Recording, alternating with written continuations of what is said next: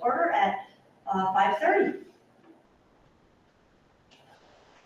Excellent. Is there any adjustments to the agenda? I thought we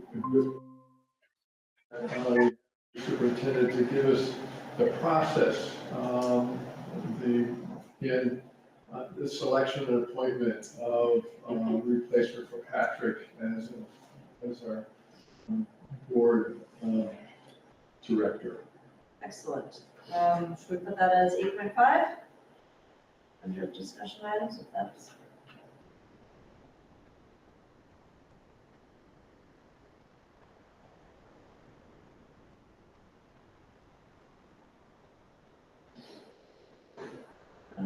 okay. Approve the minutes of Monday, October 6th. Sorry, we will. Oh, have to there's more postpone- adjustments? Sorry, yeah, we'll have to Sorry. postpone the celebration of learning. Our teacher has to come. Oh, okay. Sorry to hear that.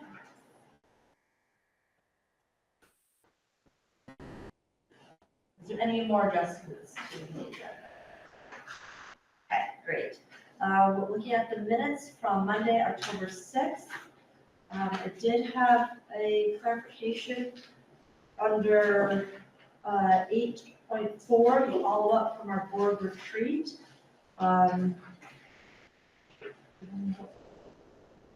Basically, the last sentence states that Jay, Carney, A. and Stacy planning a Pittsfield community event, and that is not correct.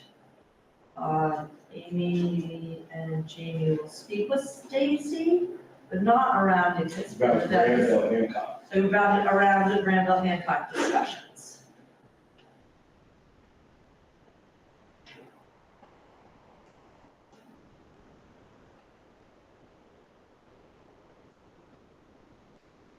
Was there any other Pittsfield community event? I don't believe there was discussed as for follow-up to board retreat. I'd like to move the minutes as amended. Okay, we have a motion and a second. Is there any further discussion? All those in favor, signify by saying aye. Aye. So moved. Move on to 4, public comment. Any public? Seeing no public comment, we'll move on to 5, board comments. Okay, let's move on to reports to the board then. 6.1, superintendent's report. Do you have my report in hand? I plan to get a community letter out with draft 2 strategic plan this week. With also hoping to be able to update the community about a few more logistics around Senate Education visiting the SU on December 10th. And I just wanted to highlight that in my report. It looks like the tentative agenda will allow for public comment to take place that afternoon, both virtually and in person.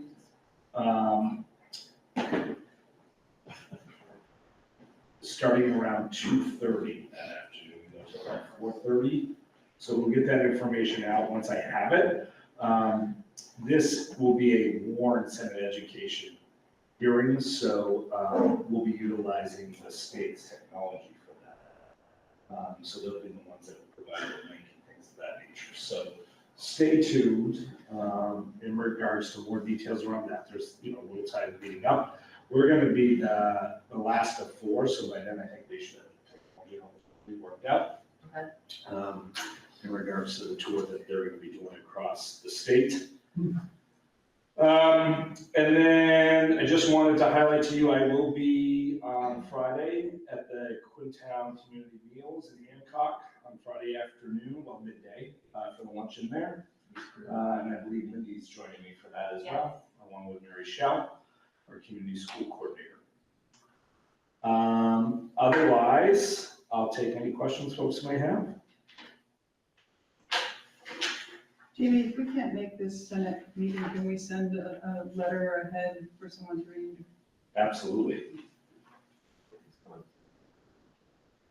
Do you know the time of that event on Friday? Approximately. The community, at the Quintown Community Meal, I think it's, in my calendar says 11 to 1, but I don't know exactly when the meal is. That's close enough. Yeah, that's what it says in mine too. Looking for a free meal, Robert? I was gonna wonder whether the December 10th all-day meeting with the Education Committee of the Senate, that would it be prudent to have Ray there as a backup? It makes me a little nervous. Oh, I think Ray. we're depending on the state to. Ready to be. Okay. To do the. But I mean, we have to utilize their links and things. It's their meeting. Okay. Yep. But it'll be their meeting. And this is, you're saying it's a meeting, is it community outreach, or is it really them having a meeting? It's really them holding forums across the Holding state. forums. Yeah. The difference about this one is that the MAP task force report will have been out by the time December 10th comes. So my sense is there'll be quite a bit of public comment to that. Yes. And you said public comment is between 2:30 and 4:30, 2 hours. Great. And I assume later in our agenda, you're going to speak more to where we are with Act 73? Yep. Okay. All right. Is there any other questions on the superintendent's report? Great. Well, we'll move on to the principal's report, the fall TMP academic data report. So first is my normal report in there, just outlining what's going on the past month. I would say some major highlights are we did work with the Farm to School to Forest folks, and we're able to use butternut squash that was harvested from these gardens, and the kids actually made butternut squash soup, and then we served it for lunch. So that was a big highlight of this past month, as well as we had several local places donate pumpkins, so we could do pumpkin carving as a celebration. And if you trick-or-treated in Rochester on Friday night, despite the weather, you saw the results of the pumpkin carving on the green. So it's been exciting. I was at a house receiving many trick-or-treaters, and a lot of them said they were from Stockbridge. It was very nice to see. So that was great. And then this morning, I had a meet and greet at the Rochester Cafe, which some folks joined, and then I'll also be joining Jamie as well at the Quintown Senior Center luncheon. Two other highlights is PTO stick season bingo is Friday night at 5:30. Or the doors open at 5:30, sorry. Bingo starts at 6. And then we do have a handful of kiddos who will be doing a shadow day to be 7th graders at White River Valley Middle School on Friday as well. So is the PTO stick season bingo in the Rochester gym, or is it in the Stockbridge? It's in the Rochester gym. Okay, and that's also the same time that there's a play, so it'll be hopping It will down be at- happening, on the yeah. Rochester campus. Okay, wonderful. Well, I hope for success. Yes. So that'd be great. And if you're really interested, donkey bingos or donkey basketball's already been scheduled for May 1st. Okay, well, put that right Popular, down, May especially if you want to 1st. volunteer to ride one of the donkeys later on. How many injuries were there last time? Probably just some pulls and strains. Just really sore, slow-moving folks. Adults, yeah, not kids. Not adults. After the fact. So any questions about that report? And then we can, I have one question. As you mentioned, there's going to be a play on and the stick season bingo. I noticed there was a sports event, I don't recall what it was, plus there was there was a presentation in the auditorium. Parking is competitive. And I think it's something we're going to need to address in the future to allow for both, allow for reasonable access for both sides, for both the school and that may involve signs and such, and direction to park around the back of the school and things like that. But, it gets sort of, Asha has had to go out there and sort of direct traffic and such, so. Yeah, I'm open to suggestions as we continue to improve communication. Like the PTOs picked this bingo date in September, so Yeah. I don't know how we No, but it does balance make that. sense to acknowledge that there's gonna be a challenge, could be a Yeah. challenge if there's two large functions going on Right. in the community building and in the school at the same Right. time, and to just be proactive about, trying to split the parking and, like you said, maybe making more signs for additional parking around back. Yeah, one of the problems is when we had some school functions of people coming and parking right across the access to the back of the building, which is basically fire access. So we're gonna have to come up with Sometimes joint. lines make a difference too. Pardon me? If lines were painted, sometimes that makes a difference. Yeah. we're Because gonna have then to work- people aren't parking in weird ways. right, but yeah, Or maybe we have a volunteer or two that could help direct the parkers out back if that's the case, here, come and, guide them maybe. And no, you can't park there because you're blocking the way or something. So it might just be traffic management that way that would make it, but, yeah, it's a really good. I've seen school functions by themselves Oh, people. fully occupy the parking lot and parking all the way around the building. Yeah. So it's a joint problem, and, Yeah. we're gonna work it. We need the communication to keep open so we can jointly solve it. Yeah. And it's a great problem to have, I think, as it shows interest in support of public education. I had a question, your meet and greet or coffee at the Rochester Cafe, were people there? What were they interested in? Could you give us a kind of a flavor Yeah. of what or feedback on how things are going or what their concerns are? Yep, absolutely. There were 4 community members there. 3 of whom were parents of Stockbridge kiddos, and 1 was a grandparent and a community member.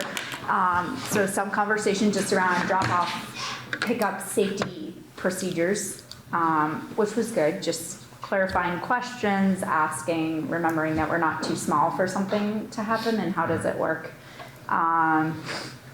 Especially if you're the person that doesn't pick up or drop off all the time. So you just get like a snapshot and you're curious, like, does anybody really know that I'm the one that's picking up versus mom or dad?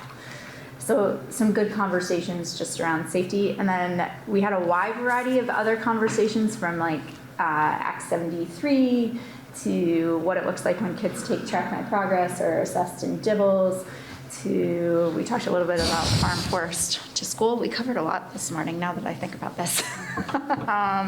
We talked about the attendance procedure, just feedback on how one of our teachers is using our new Alma system to communicate with families and how that's working. Right. Wide range. Sounds like it was Yeah, very thank you.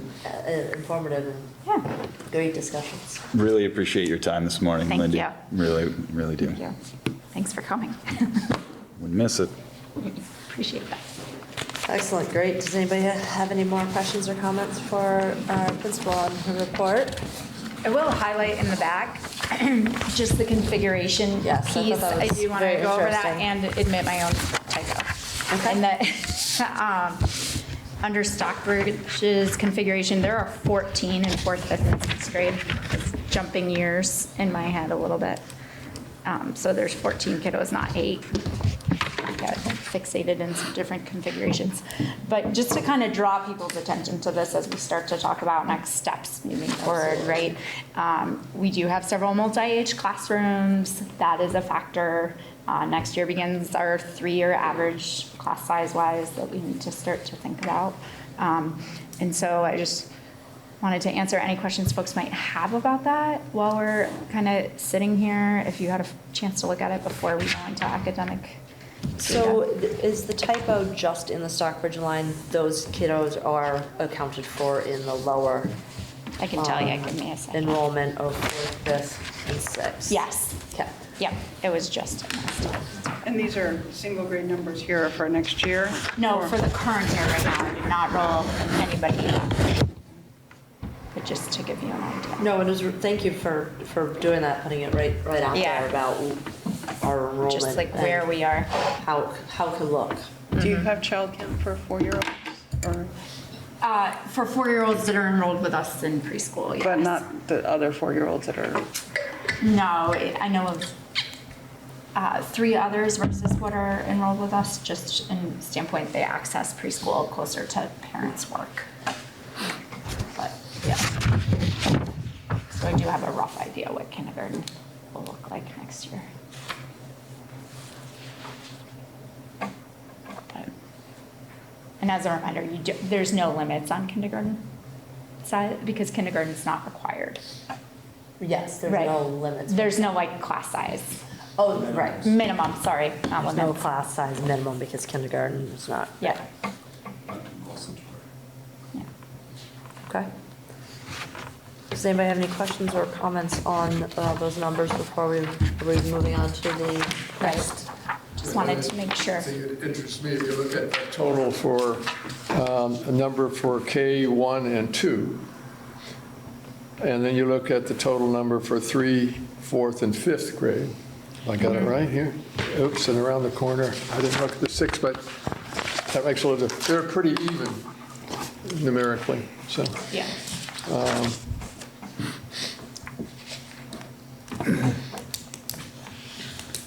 And I'm sorry, it slipped my mind, the minimum size for, it starts at first grade, and was it 15 students? No? Nope, starts at 10, 10, okay, 10 then it for goes first to grade? 12. okay. At what?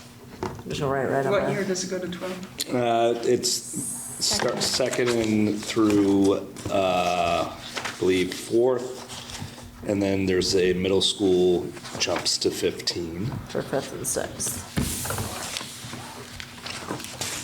And they appear to be identifying that as, yeah, starting in 5th. Thank you, Jamie. 18 at the high school, but you don't have to worry about that. 18 at the high school. Yep. I didn't even graduate in a class of 18. Okay, well, that'll be interesting. All right. If there's no other questions or comments on that, we'll move on. So you have in front of you our fall 2025 math and English language arts track my progress assessments.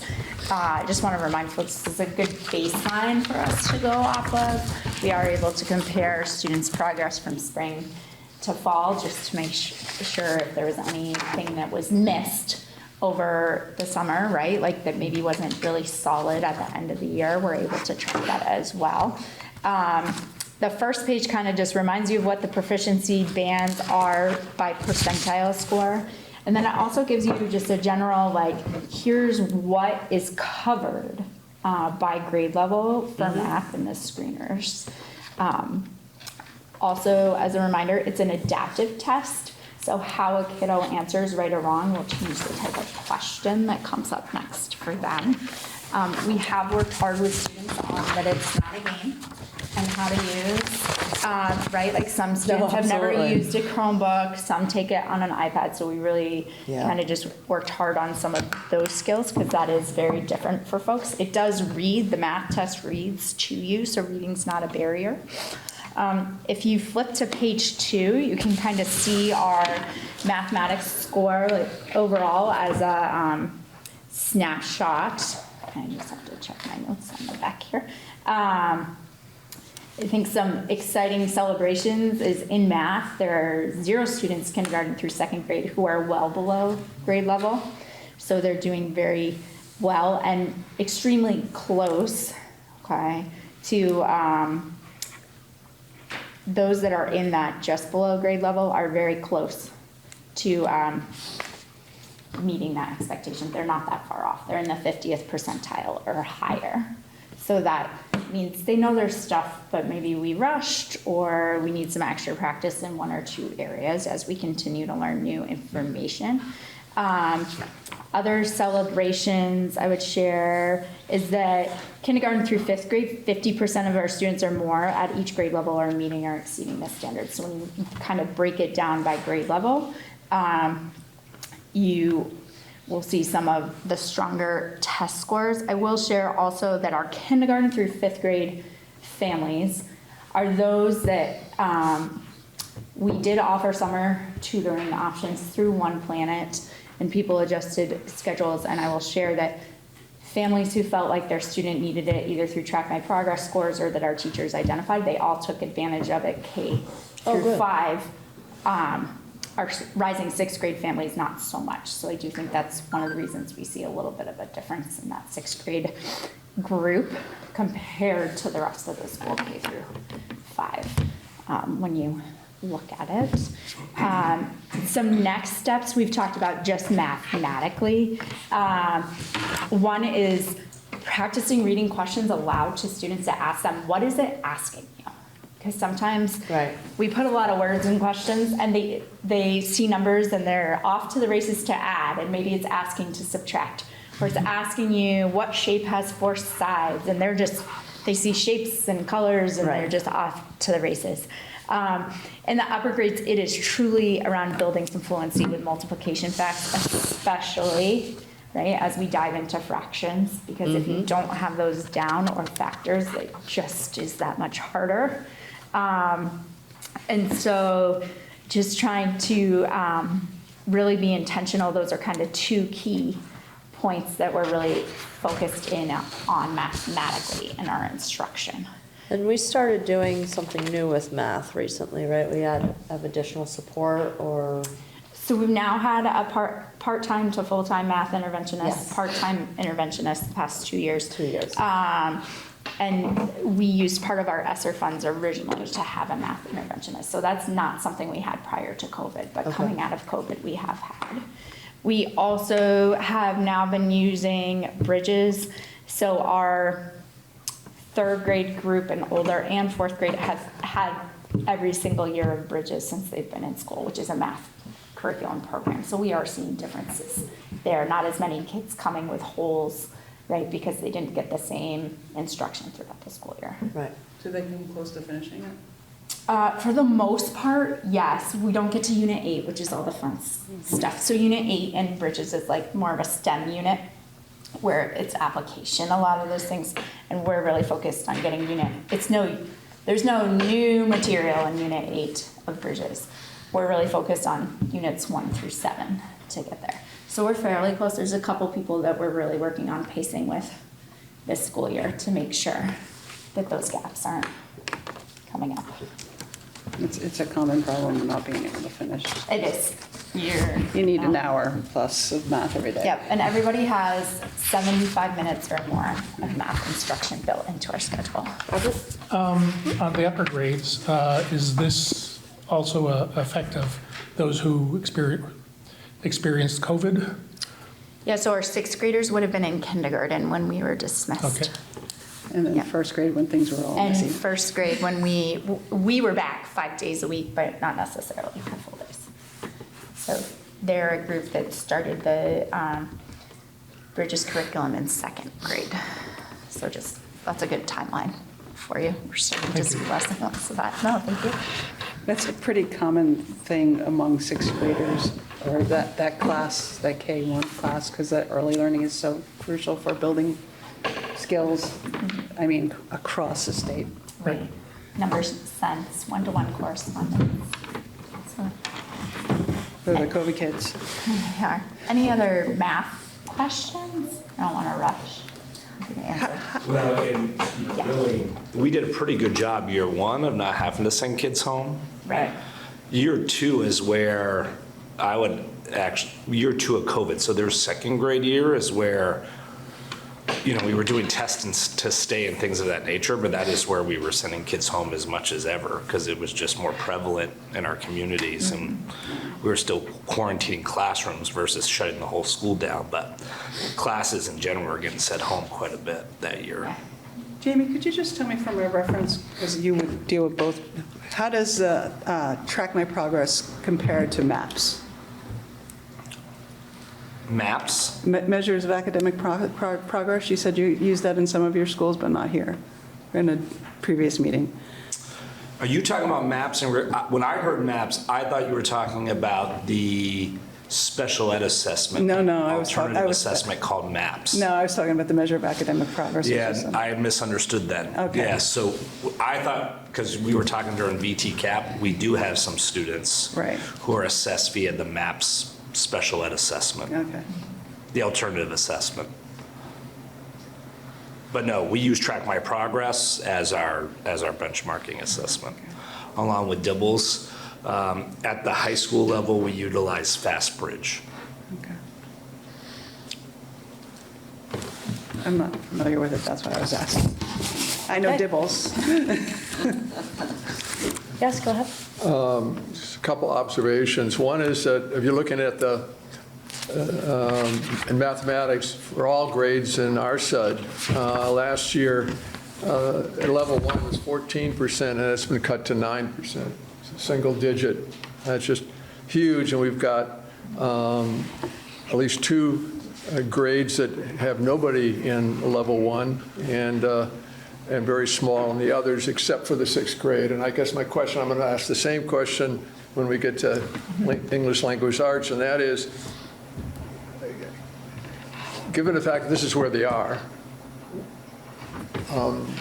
you taking steps, are there steps that we can do in addition to the normal to really push back that level 1 in the 6th grade? The 6th grade is struggling in my mind, and Yes. I'm not pointing the finger at all. I'm No, just no, saying no. that's a fact, and Right. I'm hoping we could be nimble enough to, and I know we're not fully staffed, but can we give the extra attention due effectively to push that level 1, help those kids move ahead? They're going to go to middle school, and that's a big headwind. Yeah, they are a group that we have added extra intervention into to provide more resources for them around that. We've spent more time breaking down instruction. So they have 6th grade math by themselves, regardless of the configuration, because it is a different math program, but they have just as much time, which allows for an extra intervention block to happen in the classroom with the teacher, in addition to new material. So we really are trying to add that, plus provide our math interventionists as support. And some folks receive also intensive services through special education service providers as well. Good. Glad to hear that, because it's overall, it's really, really great news. There are exceptions, and the fact that we're aware of it, and there's a plan and a strategy to go after that. That's what we need to hear, and let's hope that will bear fruit as we move forward. Thank you. And I do also just want to point out that there was 10 students tested. So it's That's tough when there's such a small population. It doesn't take, but somebody who's struggling to make it really look dire. But I'm glad to hear that we are taking these extra steps, because as we just discussed, this was a group that was tremendously affected by COVID at their we're in a crucial learning point. So great. Okay, is there any more questions regarding the math? If you go to page 3, it's also got English language arts. Again, it gives you the outline of what students are expected to know, right? Or what types of questions they might see throughout the test. Again, it adapts just like the math test. You will see we have some great, our kindergartners are fairly strong readers already coming in. We're really focused on some foundational skills. Like Bill pointed out, from fall of 2024 to fall of 2025, there is a decrease in those students well below grade level, or in the red, from 25% to 17%, and then 29% to 25% overall. So we're headed in the right direction. I would say our kindergarten students and our 3rd grade students, there's no one in the well below, which is also strong to see. And I would say also aligns with our literacy curriculum. Like, we're seeing this similar results. And then over 60% of our 3rd, 4th, and 5th grade students met or exceeded the standards. In English language arts, and I guess, again, Bill, to kind of predict, yes, I don't know who's calling now, probably a robocall. You'd be shocked what time the phone rings here. to kind of jump into your question, again, they have a longer instructional block where they're receiving additional remediation from the classroom teacher as well as interventionists. And some of the need ranges in literacy from spelling to, I would say everybody can read, but can they read fluently right now of that group? That's what we're really pushing on through rate and accuracy testing as well. How's your comprehension? Comprehension is what slows down the test for some.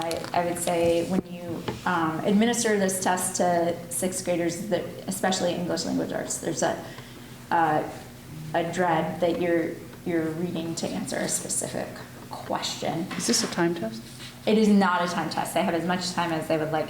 What I've seen in growth already through our EL, our new English language arts program, is they're actually having to work more on their comprehension through that program at a higher level that will better prepare them. Like I was in sixth grade last week observing, and they all took an assessment on Percy Jackson. That's the book that they're reading. They were able to read to comprehend, compare to a clip of a movie, and find evidence in the text, which is all things this test asks them to do, just in a different way. So they're definitely on the right track of some improvement there. And everybody could at least get started and do that, and I'm not sure if I would have been able to see that a year ago. So we're seeing great growth in that. There are certain fluency questions that are timed.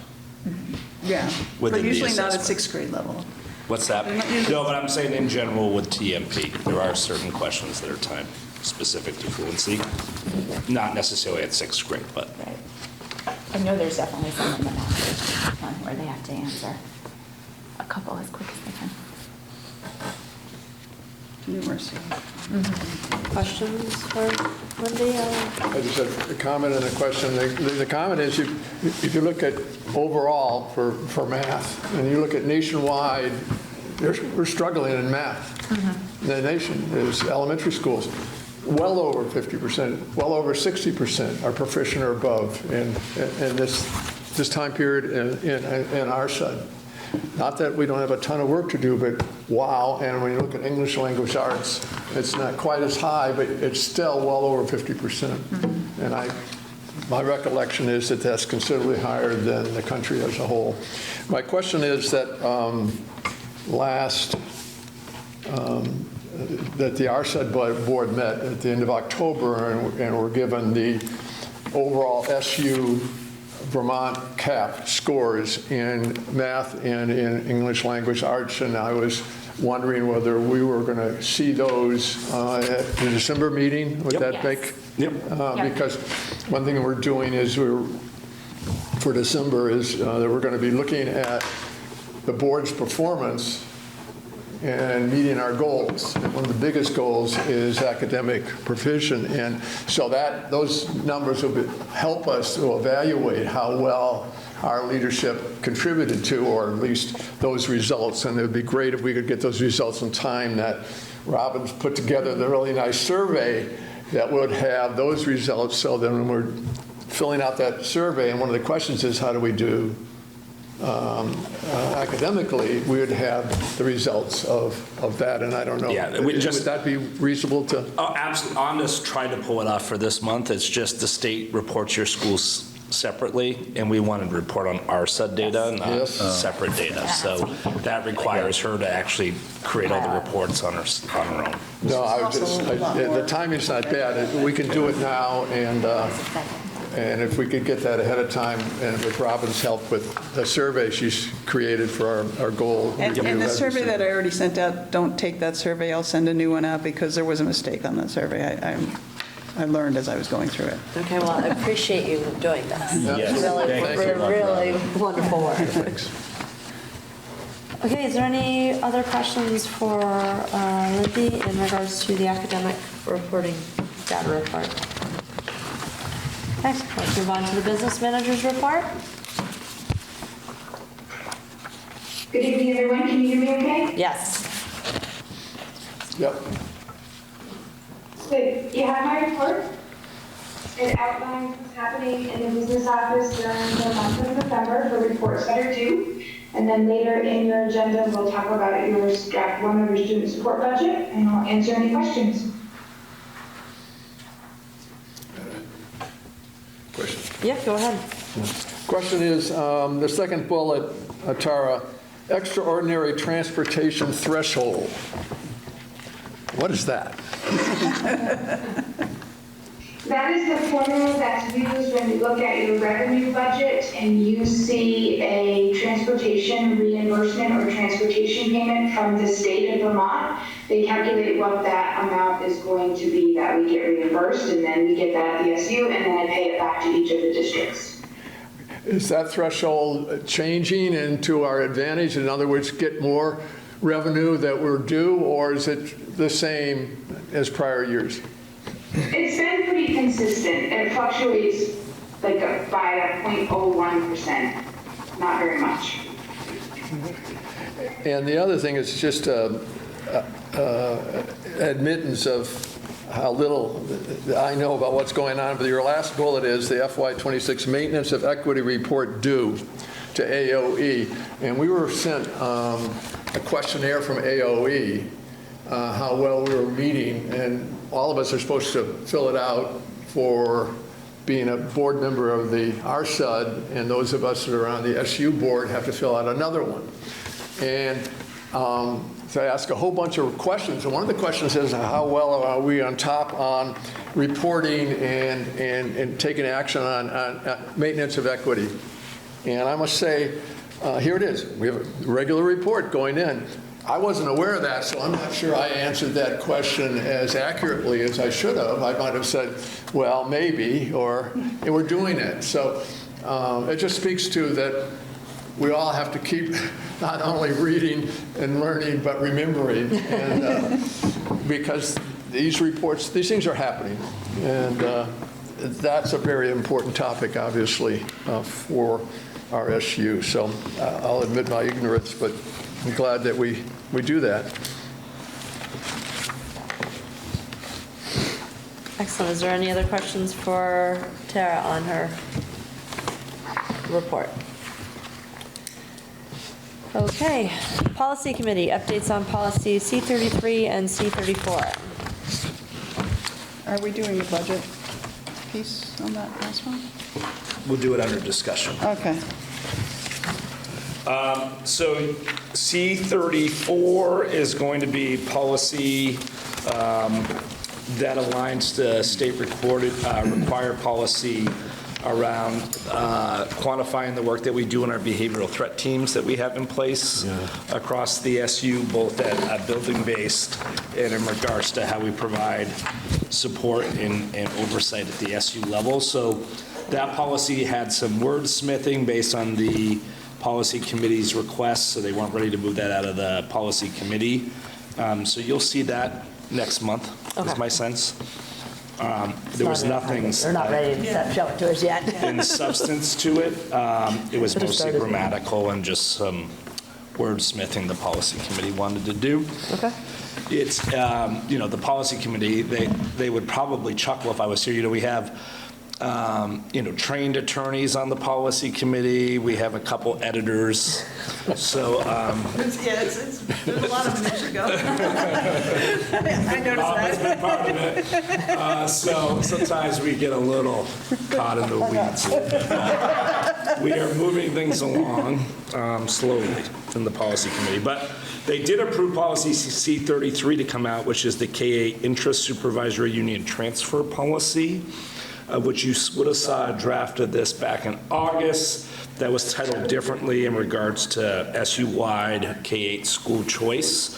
The substance of the policy is very similar. Again, there was quite a bit of wordsmithing done. Okay. But in regards to this idea of allowing for a procedure to result in up to 5 students having the ability, if it made sense, due to things like class size minimums, impact on staffing, things of that nature, to transfer in and out within a district up to 5 students with the average daily membership staying with the home district. I thought it was written very clearly, except for is the application an annual application?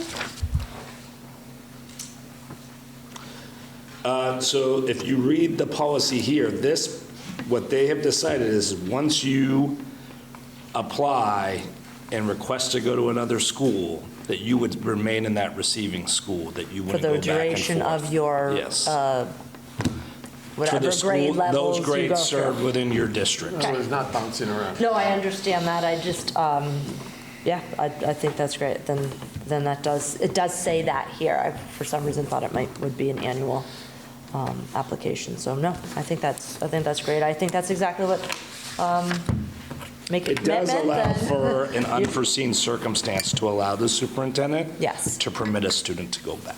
okay. Can I ask a question? No, I meant to ask. If you have a child who's getting services and they're going to a new school, does that money follow them to the new school? So, example, special ed's budgeted here at the SU level, and it's Okay. an assessment. It's not a direct bill back. Okay. So that would have no different impact on services. In regards to 504 services, the home district LEA would be responsible, which is the same in regards to if you had a student who leaves and goes on Right. to another district due to choice, you're the LEA, you provide those services for 504. In special ed, even when your students leave, like that's part of the SU overall budget, and it's assessed out accordingly. Okay. So there'd be no change in a student who, let's say, was served via special ed and had BI services and then transferred to Bethel. It wouldn't change the assessments for either district because it's an SU assessed service. Great, is there any other questions around this? I had Yep.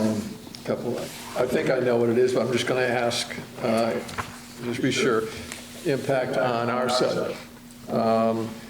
So if a student is attending, say, Rochester, and the parent and the student feel they would be better served to come to Stockbridge, You already can No. permit that. Is that- That's intra-district. that's intra-district, so that's not this. Correct. Okay. What about it would affect Granville, Hancock, students' parents that are No, their currently going choice. to Rochester? They or have no? choice. Huh? They have choice. They have choice anyway. Okay, so the Good first question, so answer to is, clarify. we're intra anyway. Okay, so this is not, This is intra-supervisory union transfer, so this would be. not intra-district. Not intra-district. Right, So this Rochester. is when a member district of the SU are both operating in the same grades, and a student wants to transfer to another like operating district. Yep. So if we had kids, sixth graders that wanted to go to Bethel, Correct. but we would 'Cause you still get both credit operate. for that, we would You get the would still child count? get average daily membership. And again, it is an application. It's an application that needs to be filled out, and it needs to be approved with certain conditions for reasoning for going. And one of the reasons why, we talked about class size, not only because it could impact universal instruction for a district, it is not clear yet in regards to minimum class sizes and how they're going to compute that, whether it's actually going to be computed off an enrollment or off of average daily membership. Because that's where this policy, we'd have to look at differently, right? Like if it's going to result in not meeting minimum class sizes because that's not computed off of ADM, it's computed off of enrollment data, we need to take that into account. Right. And that's the applicable legal requirements you're referring to, that this is one of the things where it's contingent on that it meets those things. Thank you.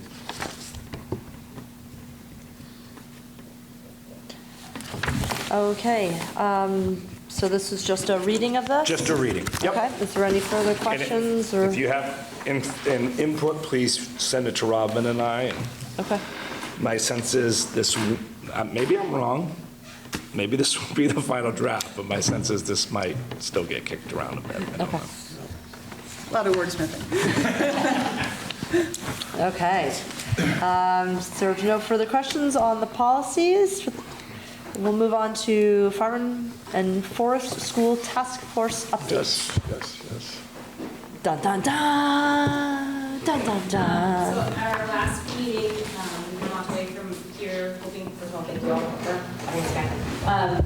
Looking for ways that we could come back to the board and ask for support. And so we kind of, as a group, decided there were 2 buckets that we would look at. And I apologize that I didn't print this out in copy for everybody, but we ran out of paper, so I couldn't do it. But I do have a formal letter that I can send after this, so that but essentially there are 2 things. So the first was water access for the outdoor learning and garden program, and we have put together just a very basic budget that we got from talking to a couple contractors to find out exact steps, individual costs for each step of that and what it would look like. But the expected total is admittedly high. So I think more than asking for the water access, and we also talked this morning at the meet and greet about how we are on a well and there are limitations to that, especially in a drought year. So I think more so this bucket is to put on the radar of the board if there are ever capital improvements happening to the parking lot, if maybe we could flag that as an opportunity to maybe minimize some of the costs associated with what we were proposing for irrigation to the garden. And kind of swoop in there and maybe have some of that in there, but it is broken out and there are like line items for the irrigation trench and backfill and lawn repair / parking lot repair, and then just like plumbing mechanics and all that. So it's spelled out in there and we can submit that so everybody can take a look at it. But the second, and I think more reasonable bucket would be for curriculum and program support for winter farm to school lessons. We did secure that grant from the Whole Foods Foundation, which we're waiting on, which we are hoping to utilize for the supplies requested for the teachers to create these programs, but our ask would be in kind of incentivizing and training teachers to do farm to school initiatives. So we were hoping to kind of discuss small stipends for teachers who design and deliver farm to school lessons or activities, which is currently something that's done in Montpelier, Lamoille County, Windsor Central. It's around $200 to $500 per participating teacher per year, but that's just general numbers that we found for other districts that are doing farm to school initiatives and the amounts that they're supporting teachers with. And then field trip and guest educator funds to visit local farms or bring in local growers and producers for interactive sessions with the kids. And along that lines, it's like we were thinking, depending on what it is, like 150, 300, depending on what that specific thing would be. And then we found a whole bunch of curriculum packages related and tailored to farm to school programs for K-6 learners that come with like specific activities with trainings for the teachers, and then we have a list of what those are, links to them, and kind of the different areas that they cover. And so that is what we're hoping to kind of talk about more or discuss more with the board or have the board consider. We can certainly send the specific examples. We have also talked to teachers in the Stockbridge School who have expressed a lot of interest about just jumping in and starting things now with some ideas that we've sent over as a group for maybe monthly activities to do with the school and how we can kind of lay them out and tie them into what they've currently got on their docket for curriculum and figuring out what makes sense when. That's that. Do you know these curriculums are tied to the standards?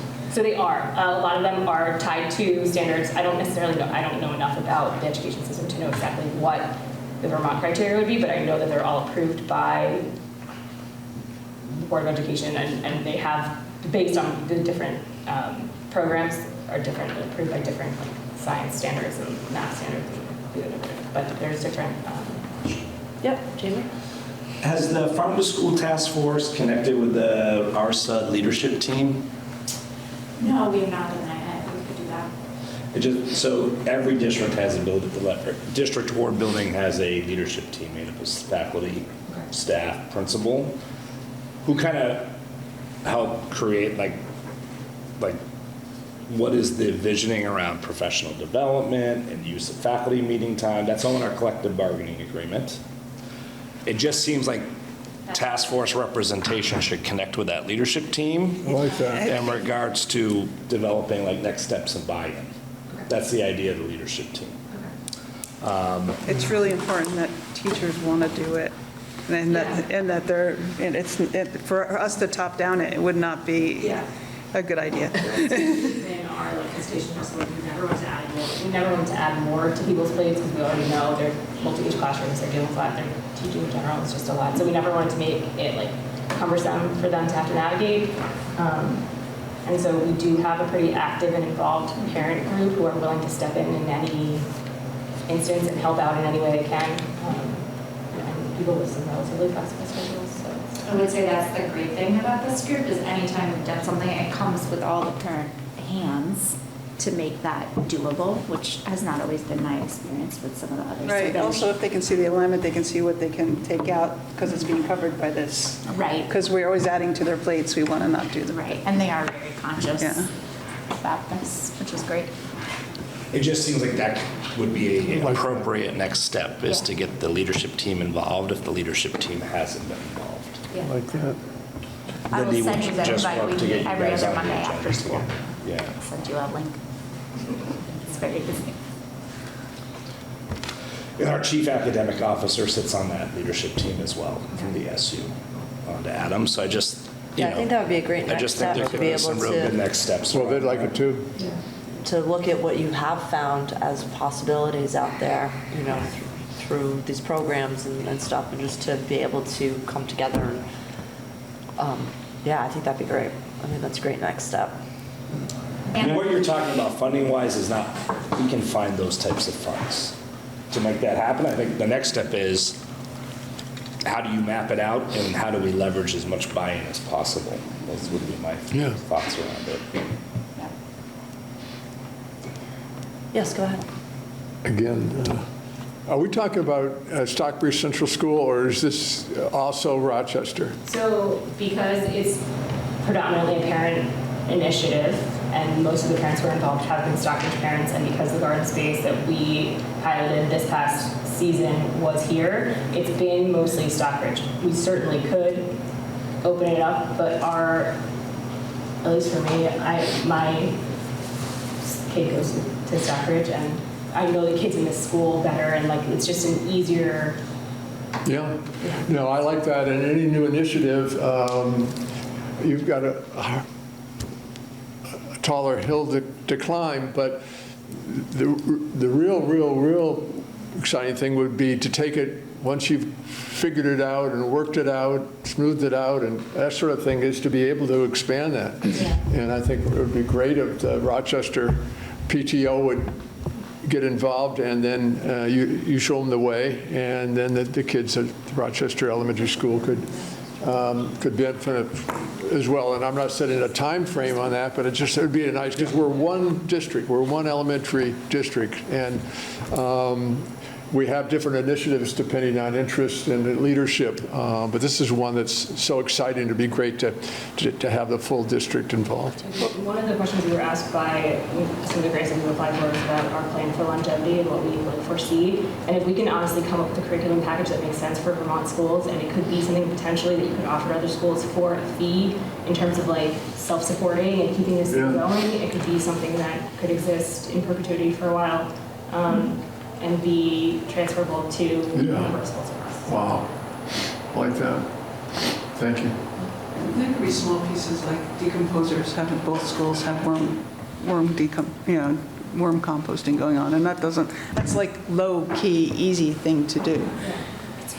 There's worms in that room. Are there worms up there, though? You know, the potential is great, and, you know, you have a group that are excited about this, and we can just get you connected with the right people. I could definitely see something really excellent happening here in Stockbridge, and that you could build on that to a lot of other schools. I mean, our district has, we have 2 school buildings in our district, but in our SU we have a number more, and just like you said, kind of expanding out there, you know, kind of build it and it'll come.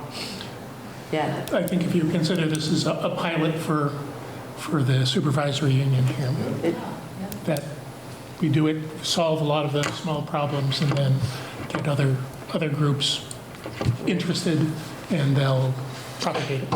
And I do agree with the ideas that there are just even some small things that could be initiated in both schools. In both schools, Yeah. right, you know, around the composting. Or I'm not really even sure that there are, that could just begin those steps to get to. Or we found we reach out to parents that would join you from there, just so they can learn more, and maybe they do the work up there that you're doing down here. Right. Excellent, great. So you will. So yeah, just so you as a group understand, like, so example, even at the SU level, like we use direct instruction here for our primary universal instruction in RSUD, because the leadership team, that's what they got behind and selected. We don't use that necessarily in every district across the SU. So we really try to empower our building-based leadership teams based on research to make informed decisions so that there's real buy-in at the building level. So that's why I want you to know, by me saying that that step's important, I think that's going to be the critical step to make this happen. Right. So, I mean, that's what I found Very quickly. as a parent. If you're excited about doing something, you can do a lot. You can get a lot of kids involved.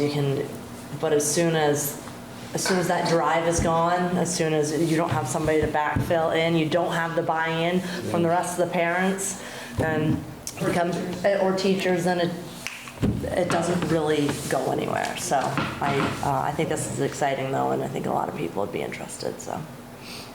Was Amy doing work with you also? Some, a little bit, not as much. The ultimate goal is for once a month to be farm to school, like month after ed. We know like the Coyotes Guide curriculum and is like it's just like a different, so we just didn't want to step on toes because I know she's got a very specific plan for that, but we're hoping to be able to tie it in. Okay. Great, thank you. Any other questions or comments? I got to run to G-Hub. Okay. I'll be back. All right, thank you guys. Okay, so did we lose Tara then? Probably did. Okay. But you're on board goals. Board goals. Oh. Yes. Sorry, Oh. Amy, can I go back to one further comment Oh, about the yes, go Forest ahead. Farm School? We'll go back to 6 point. Any other Okay. ideas of, we were talking about involvement crossing over to Rochester, but just gathering community involvement. I know there was some ideas of maybe seniors, but is any other ideas, throw them at us to gather and grow year one, but as you Yeah. said, buy-in, but also bodies and assistance. Absolutely. The more, I'm not sure, I'm really not sure how active the PTA is in Rochester. I don't know if So that I would be a think good resource what to. I would share is the toughest part in both communities. It's the same group Same of group, parents yeah. doing all the things. Like, I'm Understood. just gonna be honest, we all just change what the meeting title is as we meet, thankfully. I'm very grateful. And in the particular situation of Rochester, a lot of those folks who have been really active are also super active getting the hub off the ground. So Yes, that okay. has been, I just didn't know if maybe they were a resource that they would. yeah, there was know if one parent that joined the soup luncheon because they have kiddos in both schools. And she was like, how do we do this over in Rochester? Yeah. And I was like, this has been totally parent driven. This has not been teacher. This has not been anything. And she started to raise her hand and to say, oh, I could. And I was like, but wait, could you really? Right. Because it's a lot. These folks Yeah. have invested a ton of time to get this going. I was very clear that I do not have a green thumb, so I'm happy to supply bodies, but I'm not the most helpful in the Yeah. bigger. Well, I know that there is a number of local farms in Rochester. There's the Uphill Farm, Maybe Kevin. Kevin McLaughlin, Kevin, I know this I answer. can't think of his last name right now, but, I would say they would be good people to reach out to and just be Yeah, they're- like, this they're is the great program that we were trying to do, and do you have any input? Uphill. Okay. In our shared drive for Yeah. the farm school, that's every farm or producer of a product in our district, and it has their contact information and what they specifically do, and what would be an interesting opportunity for them to share what they do, either at a class trip or coming to the school and talking to the Yes. kids. So we have that resource. I think Okay. one of the things in the long run, I apologize, is like we're hoping to solicit that buy-in from them with the same kind of funding idea, where like if they come in and they're doing like a class where they're talking to the kids about some sort of concept, whether it's like milking the cows or whatever, and then the kids go there and they try it, there's like a stipend for them also for that participation that then also kind of helps promote that. Yeah. Okay, yes, Robert? You really should be talking to Michaela and Asha. They are the ones who are involved in everything and in the hub, and they are, I'm sure, will eventually want to be involved with this, but they are very, very involved in getting the hub off the ground, but. Lindsay has talked to Hasha. Yeah, because we have gone to Liberty Hill as a farm. When we did that farm, this Farm's Got Talent. Yes. As the performance, the kids went on a tour. Right. Good. Do we still have the greenhouse, hoop house, or is that no longer in existence? We did have Cricket take a look at the greenhouse, and it had basically. It looks pretty terrible. It was pretty, she was like, even if you'd spend more money to Re-put it together. to repair what was in existence than to just, and she's usually my go-to for those types of questions. Well, I know there's Kind of leaning other, against the building for a long period of time. Yeah. Getting, Like the plastic was all torn, things were rusted. I mean, I know other people who do have like hoop benders and stuff, so a hoop, to create your own greenhouse, hoop house. Yeah. Okay, even I think I a cold mentioned- frame, or something simple, cold frame. Yes. Sometimes not too hard. Okay, we'll continue to think of resources though, and kind of outside the box even too, of like. Doherty, Kevin Doherty. Doherty. Doherty. No, it's halfway up Bethel Mountain Road. Okay. There's also something called Change the World Kids, which is over in Woodstock, and they have a I don't know what it's called, but they grow a garden. It's massive in Pomfret, and they have just a lot of support. They do outreach. Yeah, they do a ton of stuff, and so I reached out to them just to see if we could talk to somebody about how they started and what that looked like. But they seem to have a ton of community buy-in from like the Woodstock and from like their arborists over there, there's landscaping companies over there. They also have a lot of money there. But even for just. But they do outreach, they will come and then present, or at least when I was involved with them, they did that. That's great. It's great to hear that parents who are there at the soup luncheon, to hear that they're inspired. Yeah. To hear that, well, maybe you get some more buy-in through parents, more events like that. Like, you want to keep this going, you got to show up and Put a sign up, put your hands volunteer in dirt. sign up sheet. Yeah. Thank you. Yeah, excellent, thank you. Okay, well then move on to, we are postponing the celebration of learning. We're moving on to the board goals, FY26 board goals. And it is, an updated copy is in the back of our packets.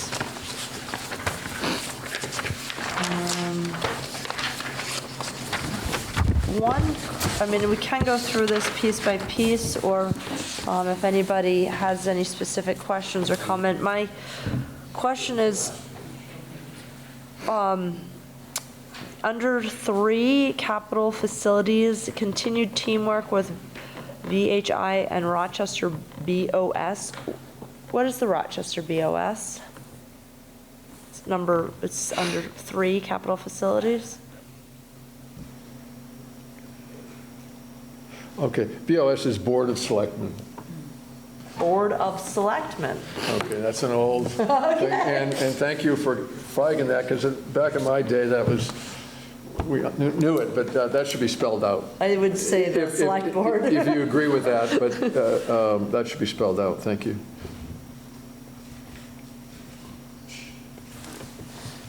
Okay. And this is just referencing our renting out portions of the building for different times of day. Speak up, Evan. I'm sorry. Hear my father articulate, Robin. This is just in regards to our renting out portions of the building on a regular basis. Is that what you're referring to here? I think it's more than just renting. Is it continued? And the parking issue. Right, Yeah. to continue to be a team player to help keep this moving forward, right? Yes, they're huge. They're Board of Selectmen. So, and what we've succeeded to do, thanks to just countless people, is to work together well and having a viable potential reuse of what used to be the Rochester High School. This speaks to the fact that we still need to have a relationship and working well with all the key players. And one of the key players, obviously, is the Board of Selectmen of the town of Rochester. So that's what this is attempting to do. So it's not giving specific action items, it is just a continued relationship. It's a relationship and being A positive aware. relationship. And, Robert, is there a separate committee that deals with the hub other than the selectmen, or? That's the VHI. VHI. The VHI, okay. I'm a founding member of that. and it has. We have a lot of, ongoing issues of, because, let's say the art, our teacher comes and uses the facility, but it's now also used, it's not 100% school, so they have to share it with other programs that are coming in. So there's a little education that's going on. We're working on it, but we're working on updating the security locks and access and stuff. We've split it from the school successfully, but we have to have, we're doing some upgrades on the security so we can issue access cards and such. But it's important if we're going to have kids over there. So, we are having kids over there, so it's everybody's concern right now. Have they been given designated storage spaces there, so they can keep their art supplies, and they don't have to lug them back? Right, no, like But- cabinet space.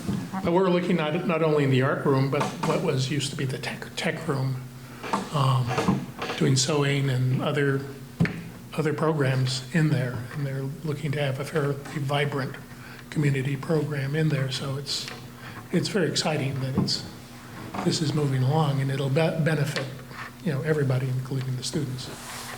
It is exciting. Excellent. All right, is there anything else that anybody wanted to go over in our board goals, clarification, or? These are very, very much like last year's goals. Most of them are like last year's goals. Most of them are the same as last year's, rather than Yes, speak up, articulate. Because they're important and they're continuing and they're ongoing. So it isn't, so it's important to understand that, but we also need to be aware of things change and challenges are created, or everything in Act 73. A number of these things are basically saying we're going to have to be nimble, but we can't necessarily commit to everything because we don't know what Act 73 final outcome is going to be.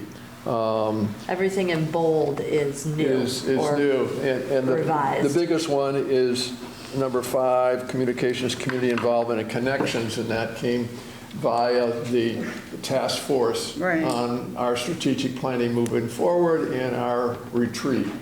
And so we tried to capture that here, and there's work here, and I think Jamie's encouraging us to, when we have goals, to kind of assign or have volunteers to kind of say, we'll help here, we'll help there, so that there's an impetus from the board to keep things going or to get things started. And we talked about, Josh and I were going to try to make a connection and see if we could get Pittsfield's parents understanding that you've got a viable educational opportunity choice right nearby. And I think I'd like to push that as we go along too, because there are other opportunities to do that. One of them is our goal under number 6, board governance. First bullet, develop a board calendar. Well, maybe our chair assigns or gets a volunteer on who could do a draft of that. And then it comes back to the board. Or the second one, continued commitment to board development. We kicked that off, and I was we had for 2 years, a book. We did a chapter a month, and I was taking the lead, and I think more and more with all the talent that each month people could volunteer and say, oh, I'm going to do in August, and I'm going to do September, I'm going to do October in board development. And then individual board members create something a topic or something to read or discuss it's going to move us all together forward. And so, yeah, and Amy, under your leadership, we've really having some fun. And part of that is doing good things together. It's an absolute team effort. And I will also finally say to our parents, because we were talking about the test scores for the fall, and we were talking about the teachers and the board and how we can advance that. But the foundation of all that is our parent. And what happens when your children are at home. And so it's really, talking about teamwork, that is extremely important, and having a viable PTO and representation there, I think it really strengthens our ability to get things done as well. So while we don't say that explicitly in our goals, I think that's an underlying belief that we all have in common.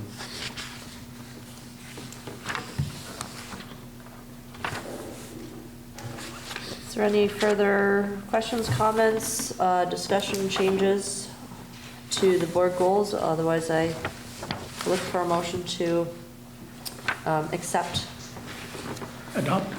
Adopt, thank you. I was like, accept isn't the right word. Thank you, I appreciate that. See, we are a team.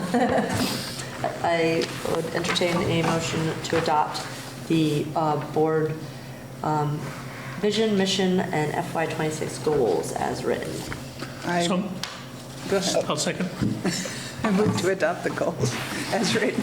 Excellent. We have a motion from Robin, seconded by Robert. Is there any further questions? Comment?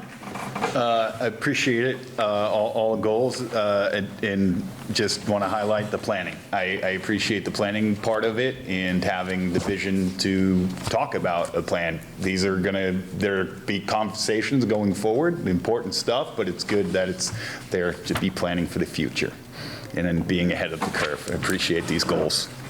Absolutely. Thank you. That's all. No, thank y'all. Also, another comment with regard to, I guess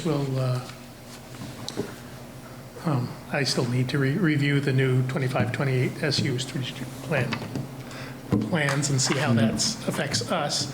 But I think reviewing where we are and how we're meeting those goals and seeing if we want to refine them. You know, if it was 5 years ago that we set out a 5-year target to bring us, because we were well below the state averages, and knew we had to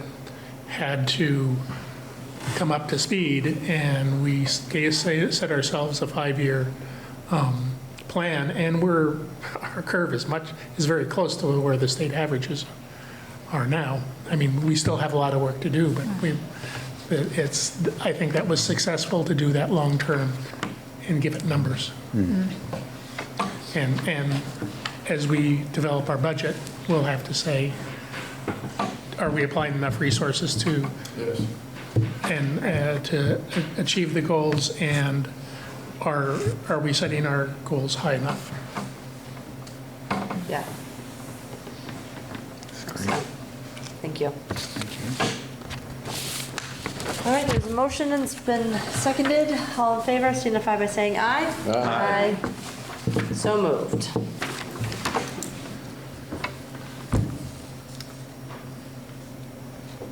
Okay, 8.2 is follow-up on Act 73 and updates including outreach to Pittsfield Board. Is that need to be tabled till Jamie comes back? Okay. I think if you do board development. Board development, we didn't have any homework. We can just talk about, We did get out our communication from First Forum. okay, excellent. That was a goal. That was a goal, good. And so we look for after this meeting to be able to do a couple more bullet points, right? Right, I'll do this, if that's okay It with was you. wonderful, yes, Yeah, I'll thank just you. send it to you, say Yeah. that, change this, don't do that, and we'll put it Okay. out there Thank you, Robin. by the end of the week.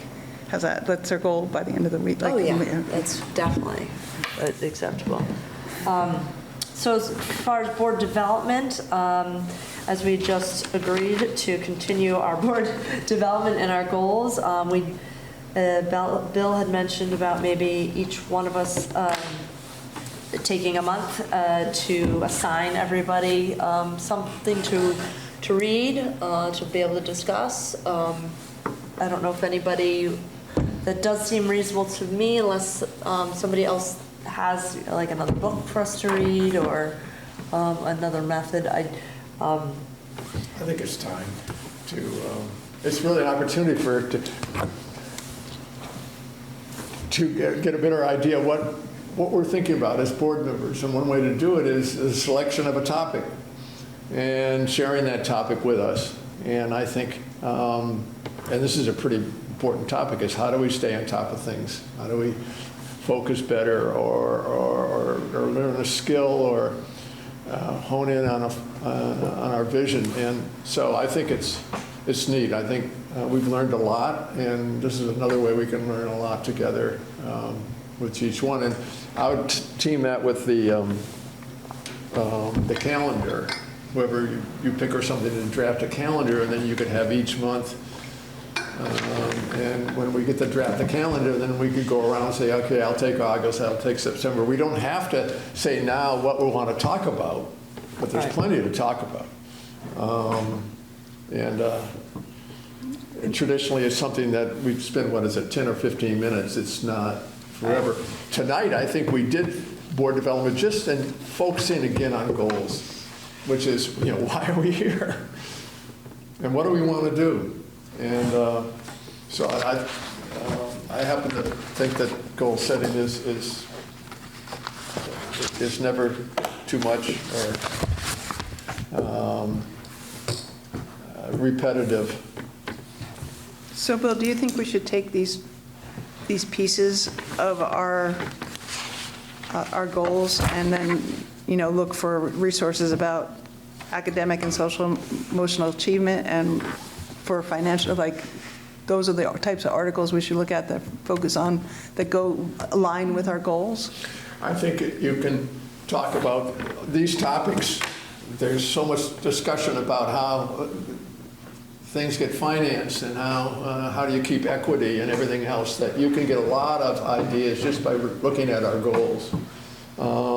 Another place to look is the protocols. We had a survey that, thanks to you, we surveyed how we did in meeting our board operating protocols.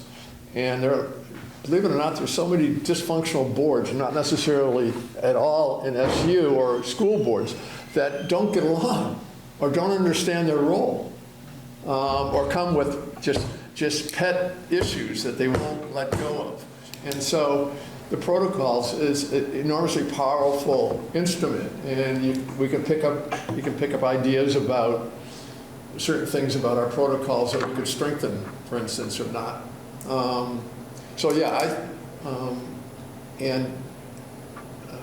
don't want to talk too much, but I'm just saying that I think there's so much meat out there about what's going on that we can find out a topic. It could be an article in a periodical. It could be a news story on New York Times or something. It could be a chapter out of a book or something, whatever. Or, for instance, like policies. You know how many policies we have in SU? We just talked about one tonight. I mean, there's a ton of policies. Should be a policy that we should know more about by focusing, actually reading the policy. That'd be another possible topic that we want to talk about, board ethics or the, what do you call it, the Robert's Rules of Orders for small boards. Or there are a number of topics just by looking at and if you haven't done it, go to on the SU website, and you'll see a listing of all the policies having to do with boards, teachers, students, So for next month, do you want to be the first one to pick out a reading for us? And then we'll go subsequently from there, we'll get a board calendar together and, I have a suggestion. okay. We have a December 10th meeting about, that's, where we're going to give feedback to the, or have some opportunity to feedback to the Senate. department, yes, the Senate. And I feel undereducated about all the issues with Act 73. I don't need, I mean, just a list of links to articles or whatever that can bring me up to speed. And you don't have to give me the articles, just give me links, so I can read up on this and That's neat, and we have our superintendent, that's nobody's better, that can. I think that's a great can idea. summarize that and highlight, but there's a ton of material out there to find a few things so you're not overwhelmed. Right. But They're there, they're actually there, and I think that's a great idea. We could read the law or the draft. Actually, a topic that was brought up by a parent this morning is exactly that at coffee with Principal Stetson, is gathering as both communities to engage in preparation for December 10th. So as a community, people would be prepared to have some talking points in unison to voice our communities, concerns and. Absolutely. And I agree with Robert. I mean, I was sit in this position, but I feel very uneducated about the minutiae. Great idea, yeah. And pros and cons, there's different ideas. Yeah. And we need to understand all of them, and even if we disagree with them, we need to understand them. Well, I'll volunteer to work with Jamie and staff. There's a ton of stuff out there, but just to find something that we can have in the packet, which would be something to read and also some links. This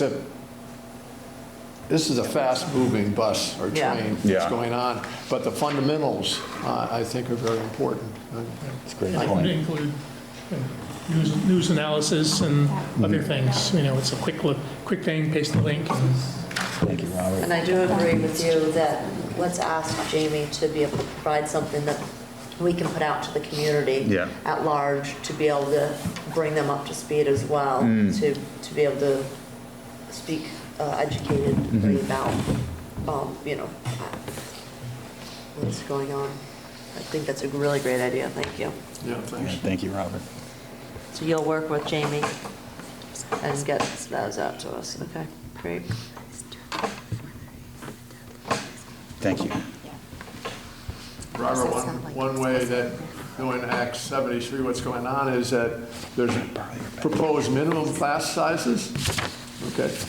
You know what they are, and I think Jamie mentioned them, but then when you read Lindy's report on how many we have in each grade, you look that through the lens of Act 73, and that tells you something. Right. Okay.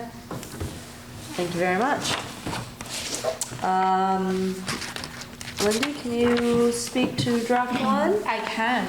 Great, And so I we'll can. move on to 8.4. So it's right before policy C33 in your packet. And this is the beginning of budgeting for next school year. And it looks like that. Yes, thank you, Calvin.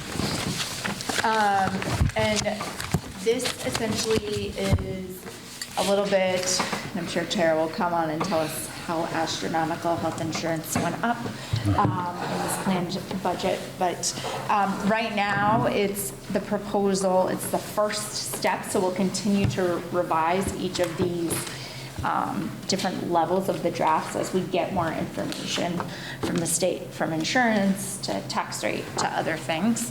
But essentially, if I go line item by line item, the principal and admin is myself and 2 admin assistants, and it includes health insurance as well. So that's why it says 3.0 FTE, because it's myself, Miss Sarah, and Miss Erica. And are both, we increased one admin to? One position is year-round, and one's an extended school year position, so it's like 210 days. Yeah, one's year-round, and one is an extended. Okay. Yep. In the intervention line item, there's our literacy interventionist and our math interventionist. There's only one math interventionist and there's 2 literacy interventionists. And this is actually just reduced to what we're actually using right now based on need. Okay. Right? So our math interventionist is 0.5 currently. Originally we budgeted for 0.6 last year. And our 2 literacy interventionists, one is they're both 0.6 on each campus. Okay, so that's why you see the reduction there. And that is, it's not like we have kiddos we're not seeing or supporting. So our math interventionist is split It's between both buildings. But our Yep. literacy, we have one in each building. Yes. Okay. Okay.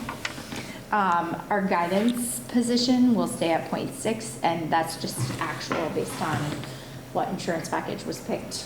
Yep. Things like that. That's why you see that decrease. Because originally, when we budget for empty positions, you'll see in Tara's notes, we budget with a family insurance plan. Yep, So you that's have to. sometimes why you see such a difference. The dual Is what is actually picked insurance-wise. Right. Our school nurse, that is based on actual with insurance. So that is, we hired someone with a little more experience, which is not a bad thing in that department. Right, and last year we increased it from 0.8 to 0.1. Right. And we have somebody with more. Do they spend some time in both schools? They are in both. They're 3 days a week in Rochester, 2 days a week in Stockbridge. I would also share, telehealth is pretty successful in both buildings, Yes. meaning like if someone is not right, Yeah. we are no longer in this spot where we're asking our admin assistants or quite frankly myself to make medical judgments. Nice. She's very great about just like getting on a Google Meet or using Google Chat to walk through all the Perfect. steps, which is I mean, our something doctors we've do that all the never- time. Exactly. We've really evolved from when I first started to having a school nurse split. Yeah. Well, technology has come a long way since It COVID. really has. It really has. We've adapted, right? In regular education, paraeducator positions, so those are folks that do not like support someone on an IEP, right? So we have 2 because per licensing for preschool, you have to have 2 adults in there to have more than 10 kids, Right. like for a ratio. So there's 2 preschool paraeducators, 1 in each building. And then we do have a general paraeducator position that I put back in. We ended up cutting that last year, but I'd like to at least start with it, not knowing as we get more honed in on configurations and next steps, that might change. But so there's 3 FTE there. So that is that is just 3 FTE Yes. total. Okay. Total. We only have 2. Yes. But right now, we only have 2, so that's why But you we see did- that difference. But we had budgeted for 3. We tried to, and we ended up cutting the Okay, thank you. third in ops of not having a classroom combination. Okay. One point we had added it, but we're going to be one less teacher, and then we Right. put the teacher back in, remove the para. Yes. It's kind of a wash if you look at the savings on the other 2. so. Right, it's about the same. Substitutes, that's right around where we were last year. So we kept that the same. School-based clinician, so that's our contracted service with Claire Merton. That's based on what we pay towards that contracted service, and then they leverage Medicaid billing to pay for the other. And then we have a behavior specialist that floats offset myself on opposite days, and she works with some individual students as well, but responds. And that's also a contracted service. And that isn't, did we get increased time, or that's just? I think that's just a change in the contract. It's just increase in their expenses. Okay. Yep. They're passing along the health insurance. Yeah. Is Yeah, that it's also still, from Claire it's still a Martin? wicked That's deal. also from Claire Martin, yes. And that's, But it's still way cheaper than we could. yeah, I was gonna say, that's still a great deal. That's, how many days a week? 5 days. That's, oh yeah. Full-time, 5 5 days a week. full-time, 2 days in Stockbridge, 3 days in Rochester. Oh, that's cheap then. Yeah. Yeah, I mean, It's we quite leverage cheap. going down Medicaid. It's a bump, which I understood why they needed to bump. Yeah. But it's still. Yeah, and we're getting good Considering, service for it, yes. as long as we like the And, you know, we service. get consultation from them, like in regards to their board certified behavioral analysts will come in if we need additional support through that contract, so Is this through HERS? Claire Martin Center. Both of these are through Yep. Claire Martin? Yep. And so all that said, the difference is a 6.56% increase from our budget last year to this year. So just so you have an idea for this current year, 1 cent on the tax rate is $31,000. Well, that was based off of last year's. Right, sorry, last year's budget. So This just current know, school like, year. once we get the yield and stuff, that 31,000. Right, we don't get that till January. Could change, but Right. that's at least gives you a sense of what a penny was last year. Yeah, okay. Last year. And based on that, our tax impact is, I think that's very helpful 0.018. information to understand, like. I think it just helps to give you a sense of what It's that. perspective. Yeah. yeah. You know? It's like, is it really worth what we're thinking of just for a pet, you know? Right, what that covers. And that tax rate doesn't usually swing too, you know what I mean? Like, Yeah. that 31 doesn't, it'll change maybe $4,000, it doesn't change. Right. 20. Yeah, exactly. All right, does anybody have any other questions or comments, or any specific direction that we'd like to give to Lindy at this time of this budget? Jamie, the only thing I couldn't remember is what we were budgeting as a placeholder for health insurance. 8%. 8%. The recommendation was 7.4, which is great. We won't find out exactly whether they approve that or not for another month or two. So we budgeted at 8, but maybe we'll even gain another point. It was way high and then they brought it down, right? It was like 16. This is the first time that they've had a recommendation under double figures in the last 5 years. Yeah. Or longer. Yeah. I think it looks good if this is the budget that you would like to have. This is the budget I'd like to have. With all the people. Right. That's what I was trying to say. Just, yeah. Okay, does anybody have any other Yeah. questions around the budget? Okay. Next month, you'll get the rest of your personnel Yep. in your December. Great. Okay, so we'll circle back to 8.2, now that Jamie is here to follow up on Act 73 and update include outreach to the Pittsfield Board. So I did reach out to the Pittsfield Board Chair and Superintendent and copied Josh and Bill on that. Did either of you hear back? You didn't, all right.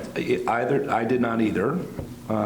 But that's not always, like, that's been my experience with other districts we've reached out to. And then sometimes that has still then resulted in folks visiting with us. So I will just probably put it back at the top of their email inboxes. I wanted to check with you to see if either of you had had a conversation since that outreach before I did that. Well, one of the maps pushes them out of their current SU that they're in, right?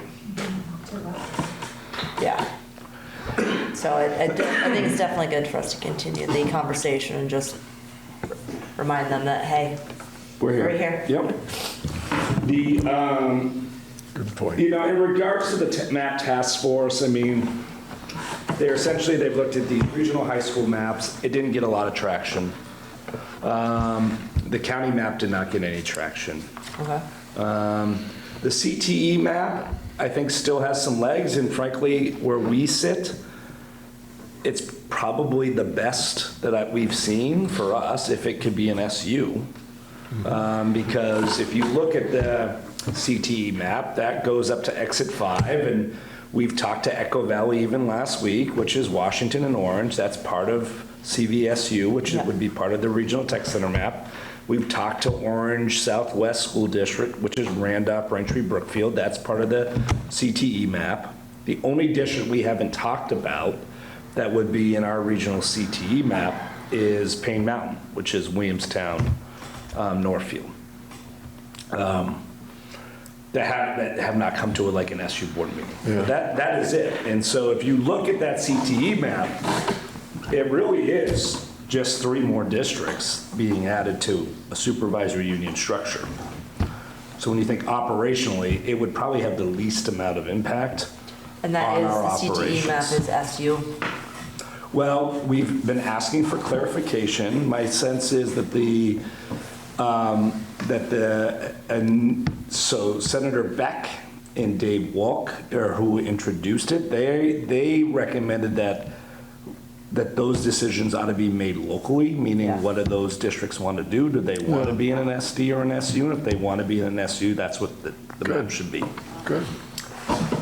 I think that there's going to be, I mean, the RSCA has asked them to like put some names on areas where we think we know, right? And we know Echo Valley wants to be in an SU. We know all of our districts want to be in an SU.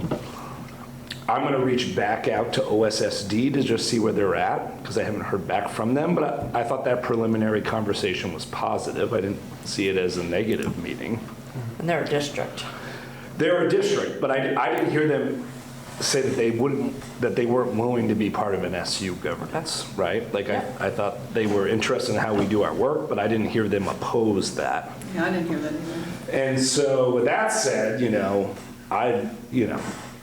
I'd love them to say, let's start naming some of these areas where we know that in general that the majority of folks want to be in an SU. agree. Let's call it an SU and put it on the map. We have to send a map with SUs included.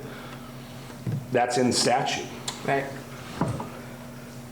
So the next task force meeting is next Monday, November 10th. And I'll be there with some other members of RSCA in attendance. And, I think there was some promise around these BOCES maps until And what's that, the BOCES? the Board of Centralized Educational Services. It creates like an umbrella even on top of the SU, but think of it as a bigger SU in some ways, where multiple districts or SUs would work together to provide things like special education services or possibly bid out transportation together. Okay. I think there's some real positives to it. The problem with that map is that proposal was going to require districts of under 500 average daily membership merge. That should have been the headline when they proposed the map, That should have been the headline.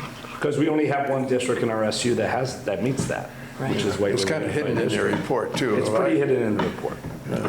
It aligns to what Representative Holcomb had discussed with me back in July prior to the task force as some of her thinking around this. So I can't say I was surprised necessarily with how that played out. So I think there's other parts of BOCES that make a great deal of sense for the state and how we could work together better to provide specialized programming for kids in a more efficient way, but certainly not supportive of that forced merger of 500 student average daily membership districts.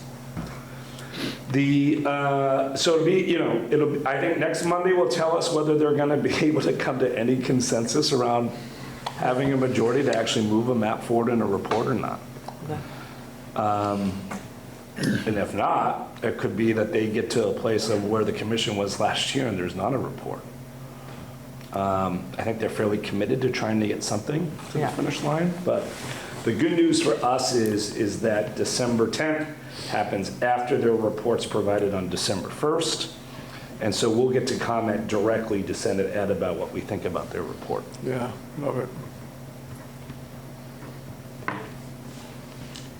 Jamie, while you were gone, we talked about doing a study for next meeting, and Robert, Yeah, I suggested that it would be very timely for board development if I feel undereducated about Act 73 and all the issues. And I know it's in a moving target and all that, but we would appreciate, if nothing else, just a bunch of links or some links to different places that we can educate ourselves. And that can include analysis by news organizations or the hardcore material that they're of the statute. But it's just, Yeah, we there's a ton of feel stuff, like, so.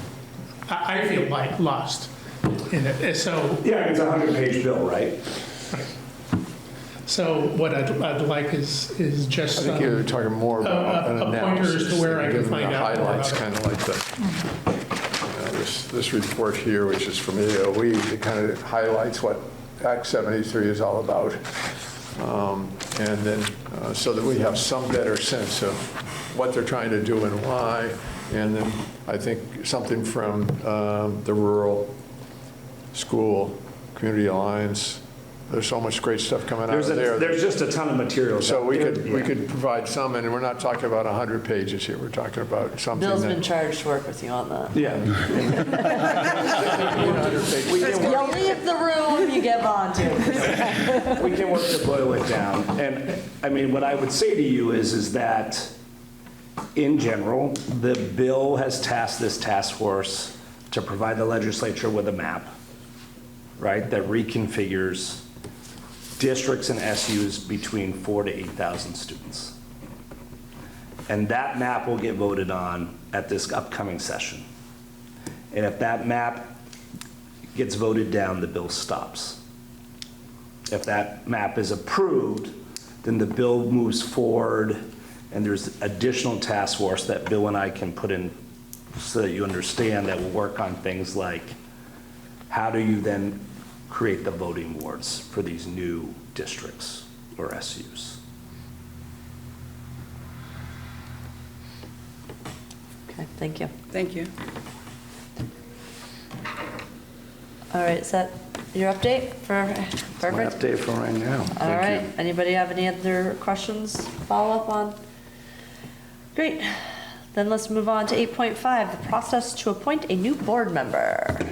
Yeah, so within statute, I mean, so the first thing is it's still unclear to me when Patrick is formally resigning from the board. If it's this calendar year or it's the end of this current cycle, does anyone know? I've reached out to Patrick, and I have not heard from him. I feel that his note was, I need to leave, but I'm happy to help you with the transition. But as we already have seen, he hasn't been able to attend and been present for any of our meetings. So I do agree that we probably need a specific end date for him or a declaration from him. Because that, Of a we do resignation? need that. Yep, Okay. we need a formal end date. Well, I will try to attack him if I see him walking. And to then Buffalo's. we should advertise. And we're required to advertise that vacancy in our designated papers. That's part of why we designate papers. And so we'll solicit interested applicants to apply by such and such a date prior to the upcoming board meeting, is typically how we do it. I try to give 2 weeks' notice for folks to get it in. And then candidates will apply, and then the board will interview candidates in open session. And then you'll debate the candidates in executive session, just like you would any other hiring or appointment. And then you'll appoint in public session. Okay. Yeah, my sense from Patrick was that he's overworked, he's got all these other priorities and responsibilities, he's up to here. I heard him say, sooner the better. But being a true professional and caring so much about this board and these schools, that he said he would try to assist to the end of the calendar year. That's what I heard him kind of sense. So I hope we don't have to wait 2 weeks or something, we can't get a hold of Patrick. I think the assumption should be, January 1st. And because we still have to have a meeting or a special meeting to interview, and then we have to advertise. I'd like to reach out to him. And so can we do that by December 31st, I guess is my question.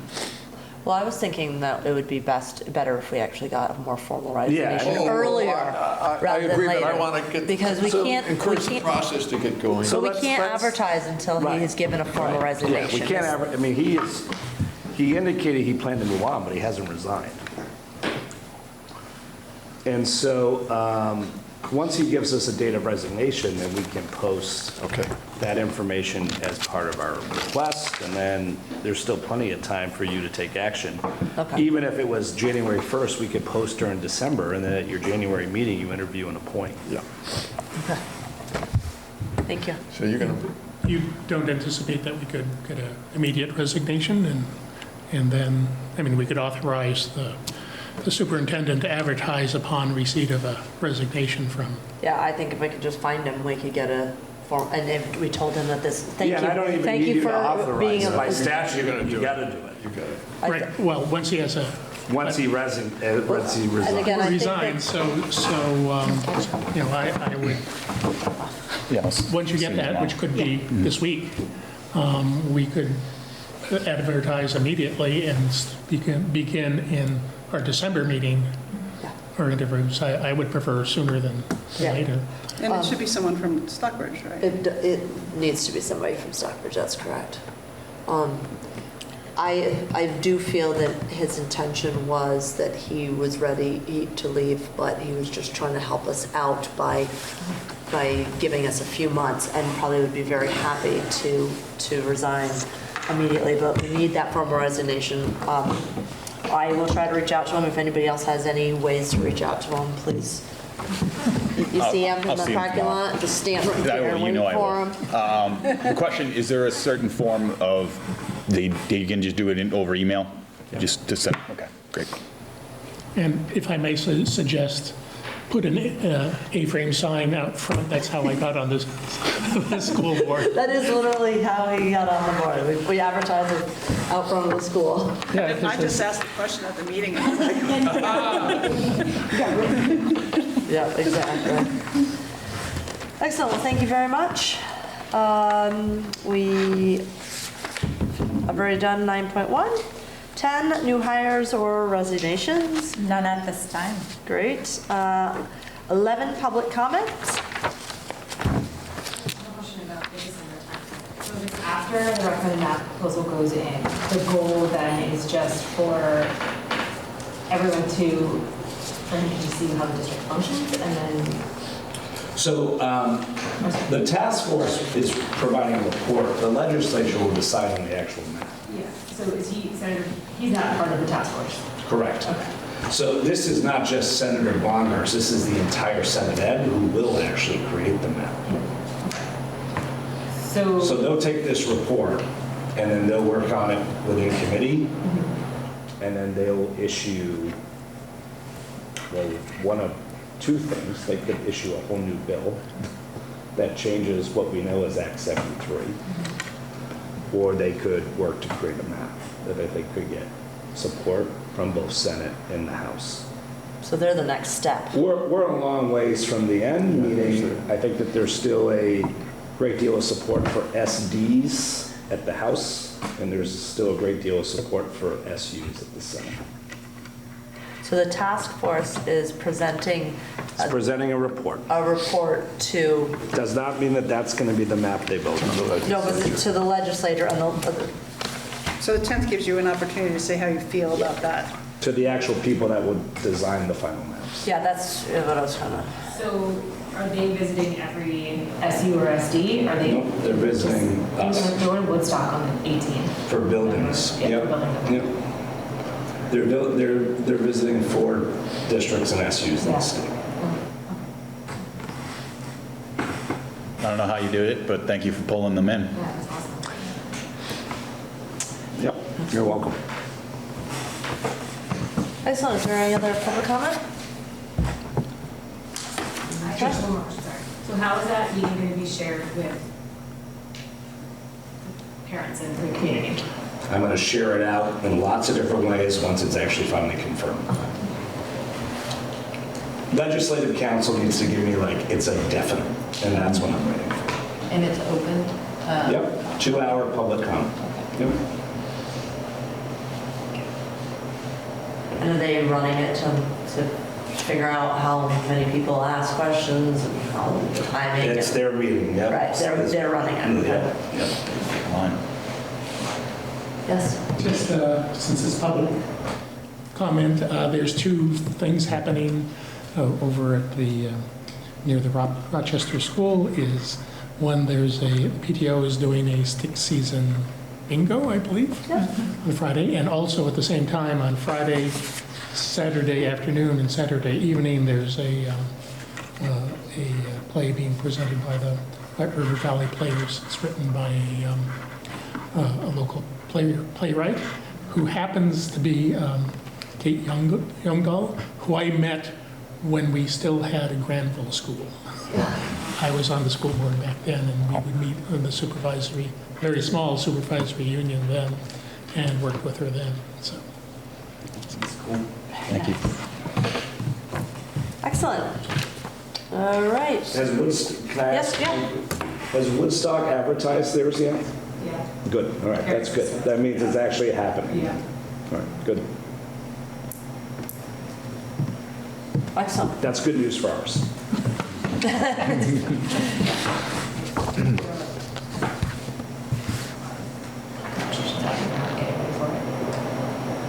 And we will too, it's just, Yeah, but theirs is different because it's like the facility is fine. there's 3 more before ours. Yes.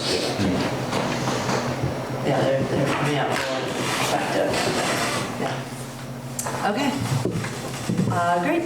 We'll move on to 12, executive session. I shall move, go into executive session to discuss contracts and have our superintendent and our treasurer be invited to join And us in the executive session. And our building I think you administrator. just have the administration. The administration, thank you. Second. All right. All in favor, signify by saying aye. Aye. Milk. There's a quality lunch in there. All right, let me know when you guys are ready. Okay, great. We have returned from executive section with no action taken.